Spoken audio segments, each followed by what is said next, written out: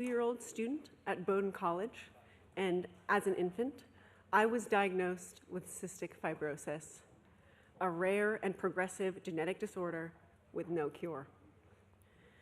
My ability to breathe depends entirely on numerous prescription drugs. Like countless others grappling with chronic illnesses, I've witnessed firsthand the burden exorbitant drug costs have imposed on my family, including on my dad, who is joining me here today.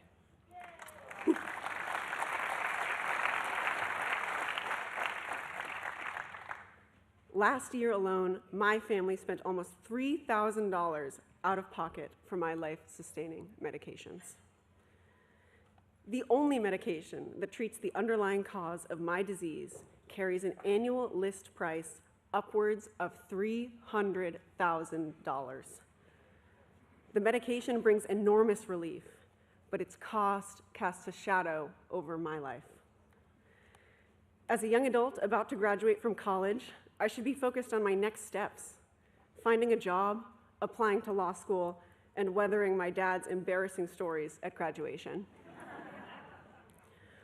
One day, I hope to be an attorney who fights for good governance practices and effective public administration.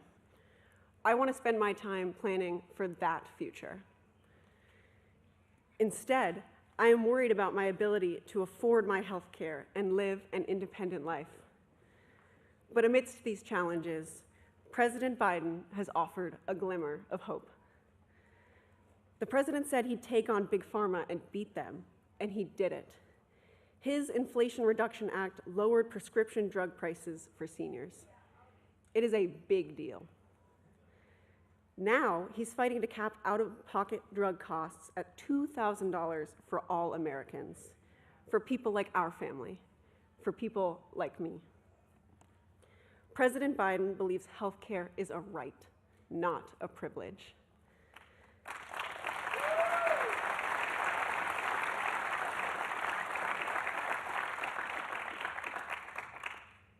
That's why it is my great honor to introduce the man who leads the fight to put patients above profits, the President of the United States, Joe Biden.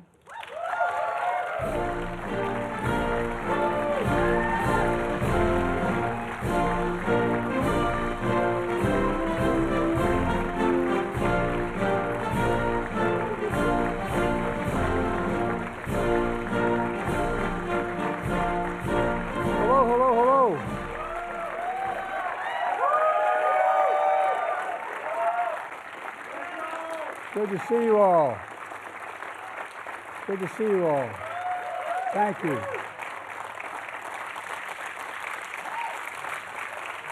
By the way, Bowdoin College, good college. I've spoken there. Thanks, Rose. Thanks for the introduction. And please have a seat. Take a seat if you have one. Because I said that once early in my career, and they said, we have no seats. Biden didn't even know they were standing.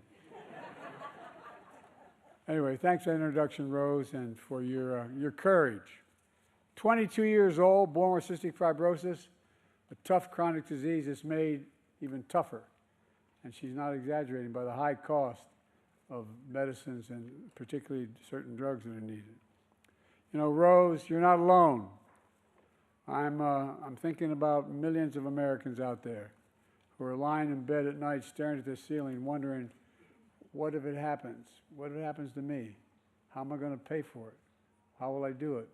The mothers and fathers wondering if their children come down with a chronic disease. How are they going to deal with it? Not a joke. You're going to have to sell the house. You're going to have to mortgage it. What are you going to have to do? It's consequential.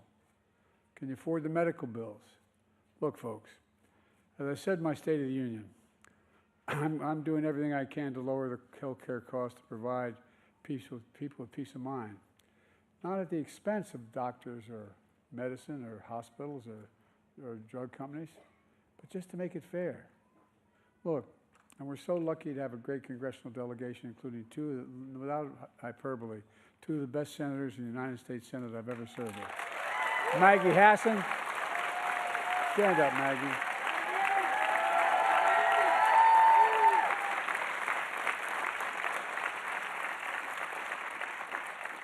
Jeannie Sheen couldn't make it today, but she's a dear, dear friend and a great ally.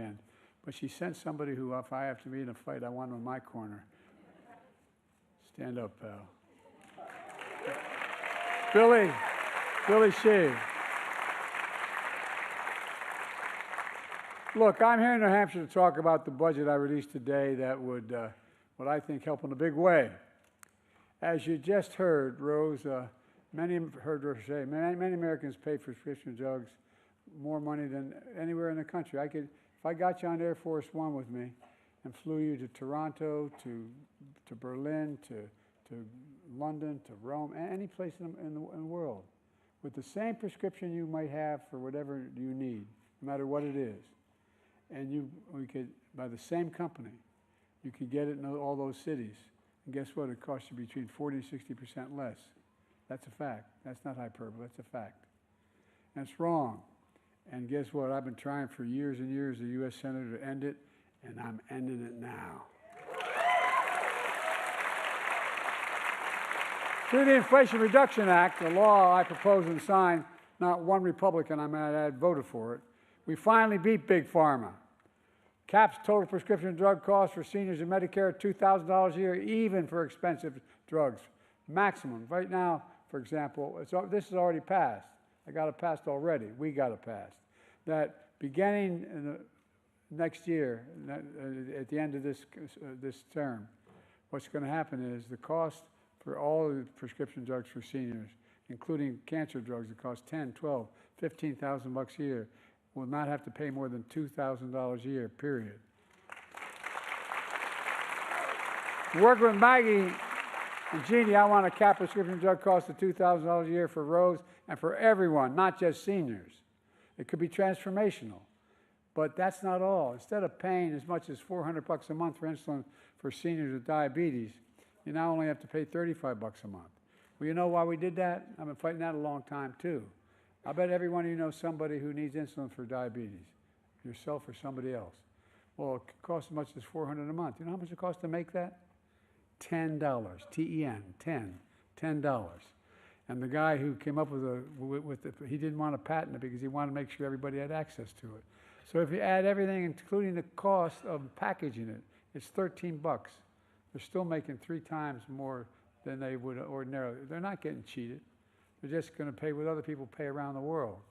And now with Jeannie's leadership and Maggie's partnership, that's not the entire, and the entire delegation that's here, I want to cap the cost of insulin at $35 for every American. Every American.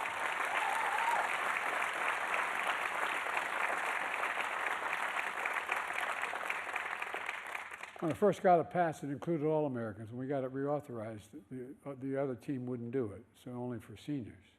Look, for years people talked about this, but we finally got it done and gave Medicare the power to negotiate lower drug prescription costs, just like the VA's been able to do for veterans for a long, long time. It's not just saving seniors money, it's saving every taxpayer money. It's cutting the federal deficit. Just what we've just done so far. Cut the federal deficit over time by $160 billion. That's $160 billion Medicare does not have to pay out because they're paying a rational price for this drug, not just this exorbitant price from before. Look, this year Medicare is negotiating lower prices for some of the costliest drugs on the market that treat everything from heart disease to arthritis. That's in the law that we've already passed. Now it's time to go further and give Medicare the power to negotiate lower prices for even more drugs over the next decade. Folks, if we're able to do that, we'll not only save lives, we're going to save taxpayers another estimated $200 billion. $200 billion taxpayers will not have to pay the drug companies for exorbitant prices that aren't warranted. And folks, with Maggie and your delegation's help, I've already cut the federal deficit by $1 trillion. Signed a bipartisan budget deal to cut another $1 trillion over the next decade if they stick with the deal. And now it's my goal to cut the federal debt even more by making big corporations and the very wealthy begin to pay their fair share. I'm not anti-corporation. I represent the state of Delaware. More corporations incorporated in Delaware than every other state in America combined. But guess what? But I'm a capitalist, man. Make all the money you want. just begin to pay your fair share of taxes.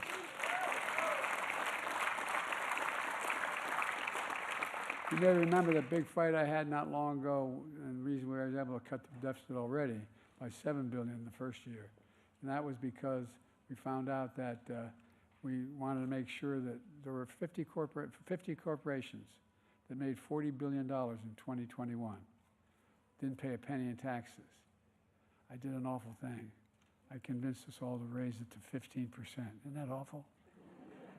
And it paid for everything that we've paid for what we've done so far and still cut the deficit. Look, a fair tax code is how we invest in things that make this country great, from health care, education, defense, and so much more, research, development. But here's the deal. The last administration enacted a $2 trillion tax cut. $2 trillion tax cut that benefits the very wealthy in the top 1%, the biggest corporations, and exploded the federal deficit. Last administration added more to the national debt than any presidential term in American history. Debt. Not, you turn on TV and you think he's telling the truth. Debt. Does anybody here think the tax code's fair? Raise your hand. Well, I don't think so either. I think if I don't want to get in trouble with the press, but I bet they wouldn't even raise their hands. Do you really think the wealthy and big corporations need another $2 trillion tax breaks? Because that's what he wants to do. His tax cut's about to expire, and he wants to add another $2 trillion tax cut. Well, I'm going to keep fighting like hell to make it fair. Under my plan, as I said, I ran for president. I promised nobody, well, as long as I'm president, who earns less than $400,000, it's a lot more than I ever made, will pay an additional penny in federal taxes. Nobody. Not a single cent. Nobody will pay a single penny more, and they haven't thus far. Folks, it's about fundamental fairness. Here's another example. You know, folks, Obamacare became known as the Affordable Care Act. And by the way, it's still a very big deal.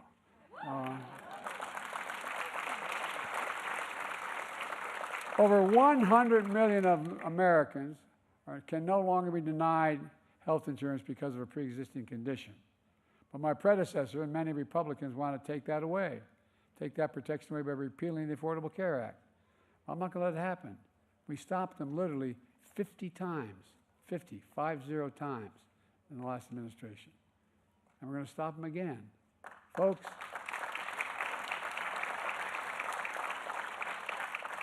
we all miss someone who cast a deciding vote to protect the Affordable Care Act not long ago. My buddy John McCain passed away, my predecessor friend that's how he ended his career, voting no, so they couldn't cut it. John loved New Hampshire, and he still drives my predecessor crazy, even though John's long gone. But that's John. My mother would say, God love him. Folks, working with your delegation, I'm protecting and expanding the Affordable Care Act. A record-breaking 21 million Americans have signed up for health care under the ACA, including 65,000 folks right here in New Hampshire.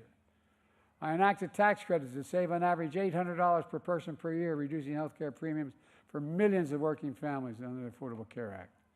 But those tax credits expire next year, and I'm calling on Congress to make and expand the Affordable Care Act tax credits and make them permanent. Make them permanent.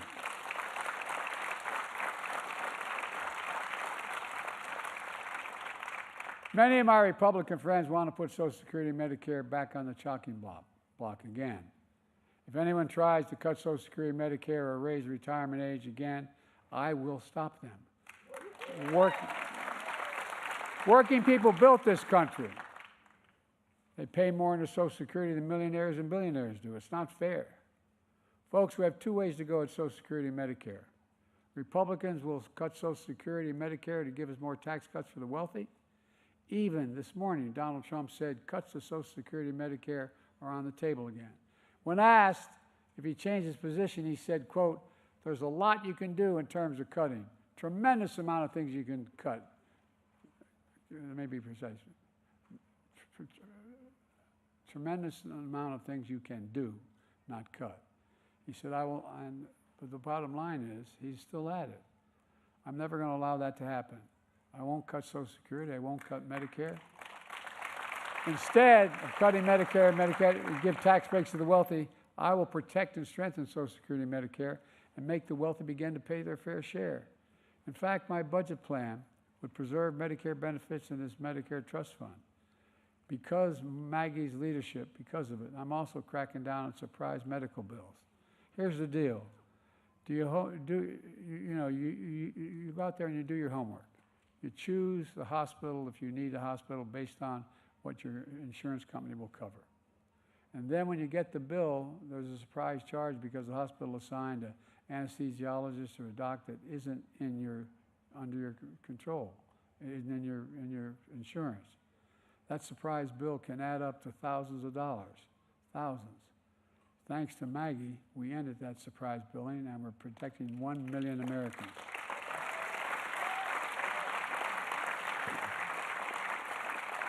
Every single month from those surprise bills. Folks, look, my budget also cracks down on what's called facility fees for telemedicine. You get charged an extra fee if you're in a rural area and you have a virtual visit where neither you nor the doc is actually in the facility. That's just another junk fee. It's wrong. We got to end it. These surprise medical bills, junk fees add up to hundreds of dollars for ordinary families like the one I grew up in, and it makes a difference, although it does generate $20 billion in profit. That's what it does. Let me close with this. 4 years ago, this week, before I came to office, our country was hit with the biggest, worst pandemic and economic crisis in a century. Remember the anxiety and the fear? Record job losses, raging virus that would take more than 1 million American lives and leave millions of loved ones behind. It was estimated for every one who died, left behind 8 significant people: mother, father, brother, sister, aunt, uncle, an empty chair at the table. The mental health crisis that resulted from the isolation and loneliness. A president, my predecessor, failed the most basic of any duty a president owes the American people, a duty to care. I believe that's unforgivable. I came to office determined to uphold the duty to care and get us through one of the toughest periods in our nation's history. And we have. Building a future of American possibilities, building an economy from the middle out and the bottom up, not just the top down. When the middle grows, the bottom has a chance, the poor have an opportunity, and the wealthy still do very well. They still do very well. Investing in all America and all Americans to make sure everyone has a fair shot. We leave nobody behind, nobody. Our plan is working and America is coming back. 4 years later, the pandemic no longer controls our lives. The vaccines that saved us from COVID are now being used to help beat cancer, turning a setback into a comeback. That's the American story. And I believe we're moving into a future where health care is a right, not a privilege in America. That's why.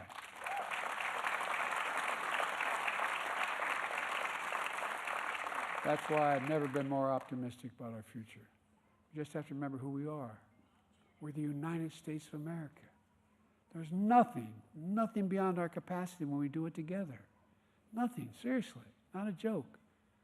We're the only country that's ever come out of every crisis stronger than we went in. Stronger than we went in. And folks, give you one little example. You know, I may not get it done, but if you give me a Congress, I will. No, I'm serious. I may not get it done, but here's the deal. If you know how much, we have 1,000 billionaires in America. That's not a bad thing, per se. You know what their average tax rate is? 8.2% taxes. Anybody want to trade their tax rate? No, I'm serious. If we just charge them, had a tax code that charged them 25%, not the highest rate, 25%. You know how much that would raise over the next 10 years? $400 billion. $40 billion a year. Imagine what we could do. From cutting the deficit to providing for childcare, to providing health care, to continue to provide our military with all they need. So folks, look, this is not beyond our capacity. We just have to listen. We've got to tell people what we want to do and hope that they've figured out that what is going on with the last guy, if it gets repeated, because if he gets elected, he's publicly stated he'd try to repeal every single thing we've done so far. 15 million new jobs, 800,000 manufacturing jobs, I go on and on. But people still need help. We still need help. Those people, the folks sitting at the kitchen table, they still need some help on the day-to-day things. And we're going to work on those as well. But at any rate, I'm taking too much of your time. You're very gracious. Thank you all very much for being here. And as my mother would say, God bless you all. Thank you. And God protect our troops. Thank